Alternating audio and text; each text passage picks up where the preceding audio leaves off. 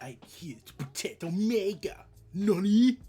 No one disrespects Omega while I'm around. Yeah, I've been watching too much Jackman videos, so I just had to make that reference. Anyways, this match happened.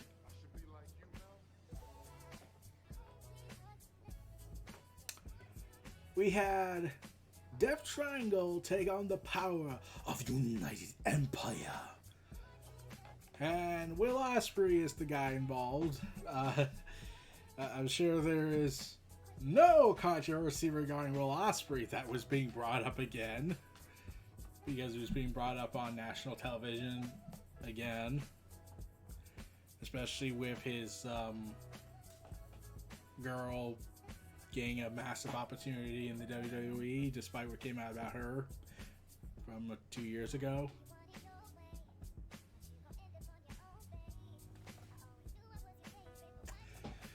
So anyways, like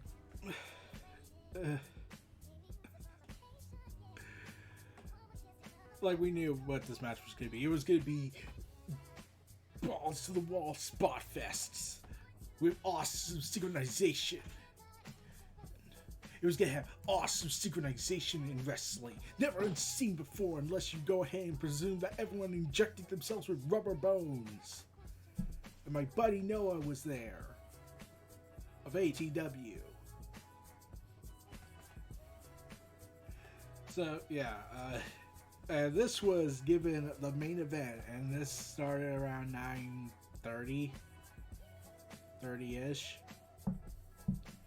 Especially after the shock fest that was Punk and Mox ended in quick succession.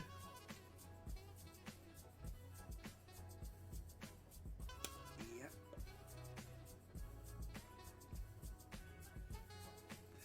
So, yeah.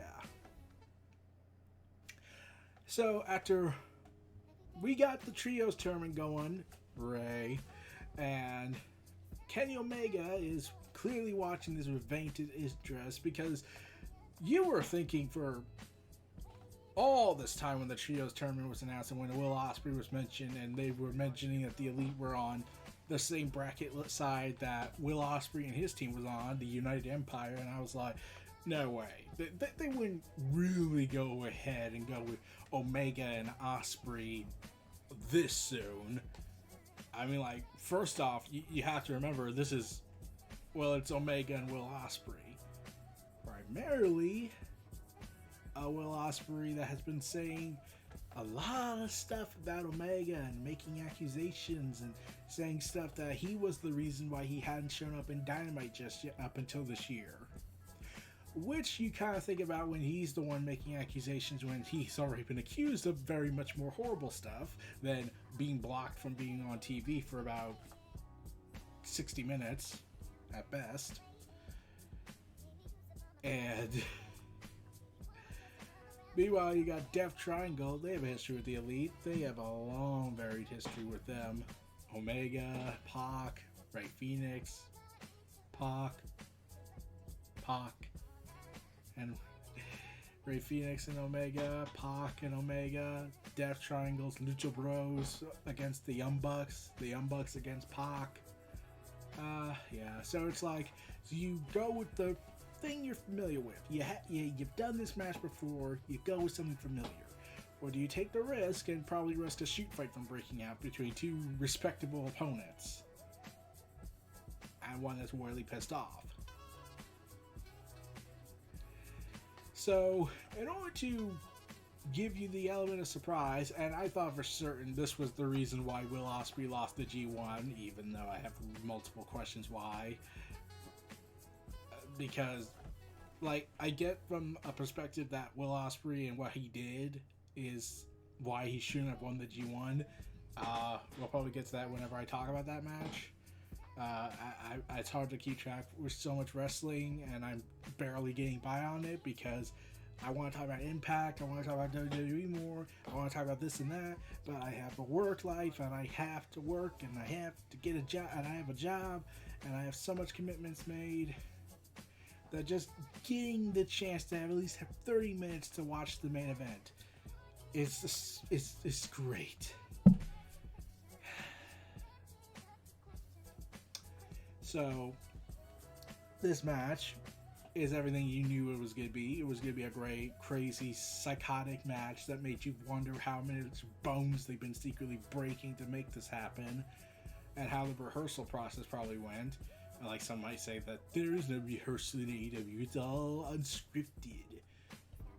Yeah, you mean to tell me that they are just that in sync with each other that you can't help but think,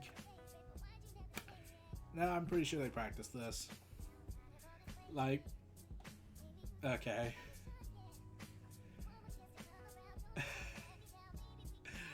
And they had the worst referee for this match, Bryce, and I was like, oh, considering his reputation with AEW fans, I'm amazed they let him be the ref for this match. Though, of course, he did be unbiased, even though he has an allegiance with the Young Bucks to a somewhat extent, when the tag titles were on the line regarding FTR and them. But, yeah. Balls to the wall insanity you would expect from these 6 rubber-filled competitors. And I will not stop referencing rubber, because this was rubberification, as I call it here on Neo Reality Entertainment, the WrestleVerse. This match was the epitome of rubberification. What, you think you have mutilation, glorified self-humiliation, glorification of violence? Puh. Wait till you learn about rubberification. So yeah, I didn't know who I wanted to win this match. Do I want to see Will Ospreay and Kenny Omega get to it, get at it, and finally get this whole thing over with, hopefully? Or do I want to see familiarity and a story continuity continuing with the Death Triangle and their history with the Elite, and see how much has changed with Kenny and him and the group? Yep. And then we had the moment. After months and months of stalking the crowds with a cardboard box over his head, we saw the Kip. Sabian. Yep. Kip Sabian's back. You would think he was going to go out to Miedo after the last time we saw them together. I got Kip Sabian put on the shelf for nearly a year. I think a little over a year now. I'm questioning why that was not brought up. I'm hoping they do bring it up. And I'm starting to now suspect that it will involve the All-Atlantic title, considering that Kip Sabian just said, I'm going after it, essentially, by attacking the Buster Pac. So that's going to be a great match. And he would be the reason why the United Empire succeeded in conquering Death Triangle and expanding their nation across the wrestling world. So yeah, this match was great. And cements why these 6 talents are so talented in their rubberification battles. Also, Pac, I am so glad you decided to be careful, even though it kind of broke the immersion of the match. I am so glad you decided to be careful when you said, okay, I'm going to jump out top of the steel post. If I botch this, I'm pretty sure it will be my testicles. Because Kenny Omega already went through that, because Malachi Black went through that phase when he had to get surgery on his testicles and was in immense pain. And they could have shoved an artificial one up in there and he would have been cleared within 2 weeks. But he's like, no, I want to get surgery. So, yeah. Kenny Omega comes out with the Elite Bros and they decree their intent to go ahead and fight the oppression that is the United Empire. Because Kenny is here to protect wrestling. Nani? So, hijinks will ensue on that front. And I'm surprised that, well, partially surprised, that Tony Schiavone, Don Callis, and the commentary team addressed that, yeah, Ospreay hates Omega. Like, with passion, the war of words between them on Twitter. So they've addressed it. They're bringing it in. It gives you kind of hope that this is just them bantering at each other and not really trying to hate each other. because you don't like it when you see your favorite wrestlers hate each other, even if one is a complete scumbag. And the other one is, well, the guy who clearly doesn't know when to stop and thinks, okay, I've torn my limbs, I've gotten hernias, I've busted my legs and my kneecaps, and I also have numerous fractures in my skull. I can be back by February. So I'll be back in 4 months. Kenny, Mick Foley ripped his ear out, and he had more of a case to come back than you did. And that is saying something. The guy literally lost an ear and got plastic surgery. Like, that man had more of a case to get back in the ring quicker than the amount of injuries you went through. Carrying 3 belts, 3 world titles, in 3 different companies, and we're not even talking about the vertigo incident that you got while in New Japan when you were the champion, when you became the champion. Do you not know what you have done here, man? So, yeah. Ospreay and the United Empire are going to war with the Elite next week, so hijinks ensue? We'll have to see.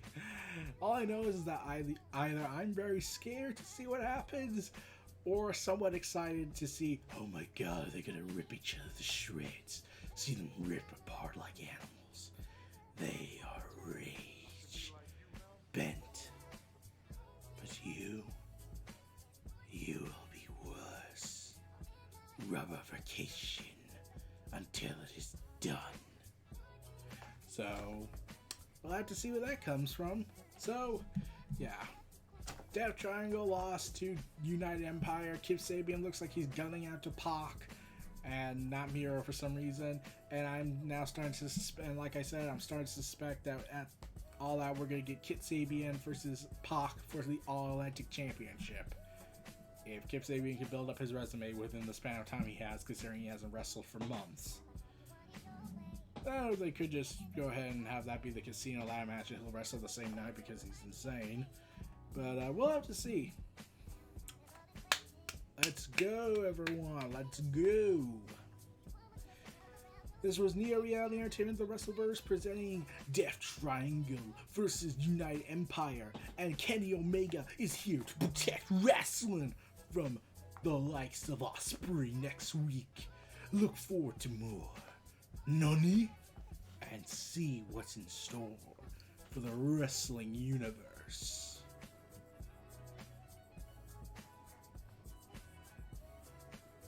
Peace out.